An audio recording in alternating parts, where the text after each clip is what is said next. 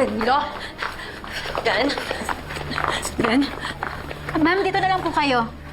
Ha? Dito na lang po kayo. Umuwi ka na kasi, Emma. Hindi ka na kailangan dito.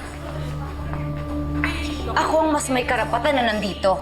Dahil ako ang asawa. Manda ka. Ededemanda kita ng assault at attempted murder. Go ahead. Is that a threat? Eh, tikawin mo.